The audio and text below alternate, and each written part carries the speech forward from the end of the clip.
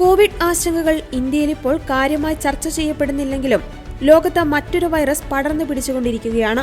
ലോകാരോഗ്യ സംഘടനയുടെ കണക്കനുസരിച്ച് ജനുവരിയിൽ തെക്കുകിഴക്കൻ ഏഷ്യയിൽ ആദ്യമായി കണ്ടെത്തിയതിനു ശേഷം സ്ട്രാറ്റസ് എന്നറിയപ്പെടുന്ന XFG വകഭേദം ലോകത്ത് വ്യാപകമായി പടരുകയാണ്. ഏറ്റവും കൂടുതൽ കണക്കുകൾ റിപ്പോർട്ട് ചെയ്യപ്പെട്ടിരിക്കുന്നത് അമേരിക്കയിലാണ്. ജൂൺ മാസത്തോടെ ഈ വൈറസ് ബാധ 38 രാജ്യങ്ങളിലേക്കാണ് വ്യാപിച്ചത്. ക്ഷീണം, പനി, തുടർച്ചയായ വരണ്ട ചുമ എന്നിവയാണ് സ്ട്രാറ്റസ് വൈറസിന്റെ പ്രധാന ലക്ഷണങ്ങൾ. ഇവയിൽ ഭൂരിഭാഗം ലക്ഷണങ്ങളും COVID-19 വൈറസ് ബാധയോട് സാമ്യമുള്ളതാണ്. ശ്വാസതടസ്സം, നെഞ്ചുവേദന, തൊണ്ടവേദന, തലവേദന, ശരീരവേദന, വയറുവേദന, ഓക്കാനം, രുചിയോ മണമോ നഷ്ടപ്പെടൽ എന്നിവയാണ് ഈ കോവിഡ് വകഭേദത്തിന്റെ മറ്റ് ലക്ഷണങ്ങൾ.